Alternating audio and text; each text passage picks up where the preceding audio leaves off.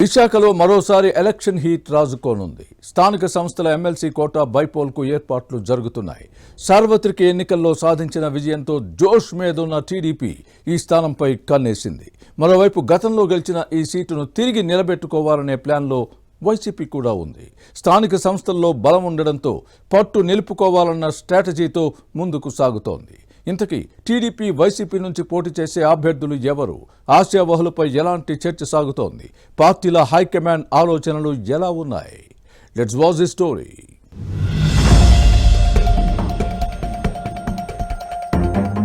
సాధారణ ఎన్నికల తర్వాత టీడీపీ వైసీపీ మరో ఎలక్షన్కు సిద్ధమవుతున్నాయి. అదే విశాఖపట్నం స్థానిక సంస్థల కోటా ఎమ్మెల్సీ ఉప ఎన్నిక.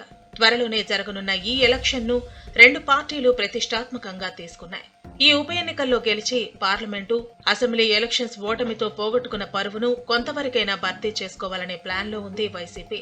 సాధారణ ఎన్నికల్లో జరిగిన డ్యామేజ్ కంట్రోల్ కోసం చర్యలు తీసుకుంటోంది. మరోవైపు జనరల్ ఎలక్షన్స్ లో గెలిచిన ఊపు మీదున్న టీడీపీ ఇక్కడ నెక్కి తమ పట్టు నిలుపుకోవాలన్న ప్లాన్ తో ముందుకు సాగుతోంది. విశాఖపట్నం స్థానిక సంస్థల కోటా ఎమ్మెల్సీ సీటుకు 2021లో ఎన్నిక జరిగింది. అప్పట్లో వైసీపీ నేత వంశీకృష్ణ శ్రీనివాస్ ఏకగ్రీవంగా ఎన్నికయ్యారు. అయితే 2024 సార్వత్రిక ఎన్నికల ముందు ఈ నేత ఫ్యాన్ పార్టీని వీడి జనసేనలో జాయిన్ అయ్యారు. వైసీపీ ఫిర్యాదుతో అనర్హత వేటు పడటంతో ఉప ఎన్నిక అనివార్యం అయింది. ఇప్పుడు ఈ స్థానాన్ని కైవసం చేసుకోవడానికి ఇటు తెలుగుదేశం, అటు వైసీపీ వ్యూహాత్మకంగా అడుగులు వేస్తున్నాయి.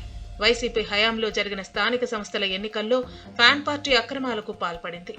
ప్రతిపక్ష పార్టీల నేతలను నామినేషన్ వేయకుండా అడ్డుకోవటం, ప్రత్యర్థులను భయభ్రాంతులకు గురి చేయడంతో రాష్ట్రంలో దాదాపు 90% పైగా స్థానిక సంస్థలను వైసీపీ గెలుచుకుంది. దీంతో అధికార పార్టీ అభ్యర్థులే అన్నింటా విజయం సాధించారు. తనకు బలం లేకపోవడంతో విశాఖ స్థానిక సంస్థల ఎమ్మెల్సీ ఎన్నికల్లో టీడీపీ తమ అభ్యర్థులను పోటీ పెట్టలేకపోయింది. దీంతో అప్పటి వైసీపీ అభ్యర్థి Vamsikrishna Srinivas election ఏకగ్రీవమైంది.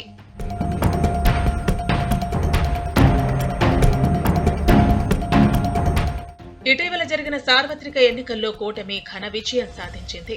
NDA 164 assembly స్థానాల్లో గెలిస్తే ఫ్యాన్ పార్టీ 11 స్థానాలకే పరిమితమైంది. ఆ పార్టీకి ప్రతిపక్ష హోదా కూడా లేకుండా పోయింది. అసెంబ్లీ, పార్లమెంటు ఎన్నికల్లో గెలుపుతో తెలుగుదేశంలో మంచి జోష్ కనిపిస్తోంది. దీంతో త్వరలో జరగనున్న విశాఖ స్థానిక సంస్థల కోటా ఎమ్మెల్సీ ఉప ఎన్నికపై టీడీపీ దృష్టి పెట్టింది. ఈ స్థానాన్ని తమ ఖాతాలో వేసుకోవాలని వ్యూహరచన చేస్తోంది. బలమైన అభ్యర్థిని రంగంలోకి దించి గెలిపించుకోవాలని చూస్తోంది. టికెట్ కోసం పలువురు టీడీపీ నేతలు ప్రయత్నిస్తున్నా పార్టీ అధిష్టానం మాత్రం సీనియర్ నేత గండి బాబ్జీని బరిలోకి దింపాలని చూస్తోందట. పలువురు నేతలు లాబింగ్ చేస్తున్నా సైకిల్ పార్టీ అధిష్టానం బాబ్జీ వైపే మొగ్గు చూపుతోందని టాక్. దీనికి కారణం లేకపోలేదు. క్లిష్ట సమయంలో అధిష్టానం మాట వినటం, కూటమి కోసం తన సీటును త్యాగం చేయడంతో హైకమాండ్ ఆశీస్సులు బాబ్జీకే ఉన్నాయని పార్టీ ఇన్నర్ సర్కిల్స్ లో వినిపిస్తోంది. అంతేకాదు, పార్టీ ప్రతిపక్షంలో ఉన్నప్పుడు జగన్ సర్కార్ ప్రజా వ్యతిరేక విధానాలపై చేసిన పోరాటం అధినేతను ఆకర్షించింది. టీడీపీ కష్టకాలంలో ఉన్నప్పుడు పార్టీని ఆదుకోవటమే కాదు, వైసీపీ కక్ష సాధింపు చర్యల్లో భాగంగా జైలుకు వెళ్లిన కార్యకర్తలను విడిపించడంతో కీలక పాత్ర పోషించి అధిష్టానం దగ్గర మంచి మార్కులే కొట్టేశారు.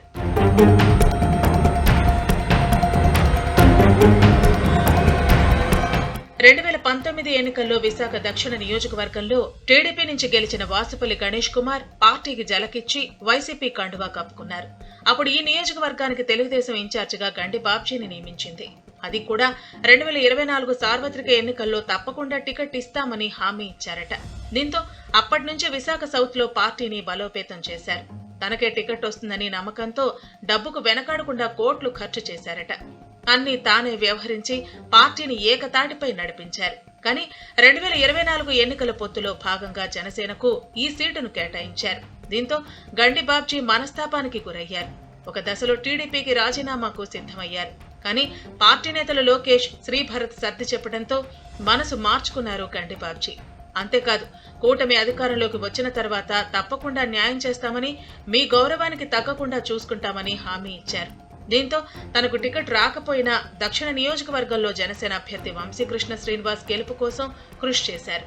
సైకిల్ పార్టీ అధినాయకత్వం ఇచ్చిన హామీ ప్రకారం ఎమ్మెల్సీ టికెట్ బాబ్జీకే ఇవ్వాలని తెలుగు తమ్ముళ్లు కోరుతున్నారు. మంచి అర్థబలం, అంగబలం ఉన్న గండి బాబ్జీ తన రాజకీయ అనుభవంతో ప్రత్యర్థి పార్టీకి చెందిన వారిని తన వైపు తిప్పుకునే చతురతను ప్రదర్శిస్తారు. ఏ కోణంలో చూసినా ఎమ్మెల్సీ ఉప ఎన్నికల్లో గెలిచే సామర్థ్యం తమ నేతకే ఉందని బాబ్జీ అనుచరులు సైకిల్ బెల్ నొక్కి మరీ చెబుతున్నారు.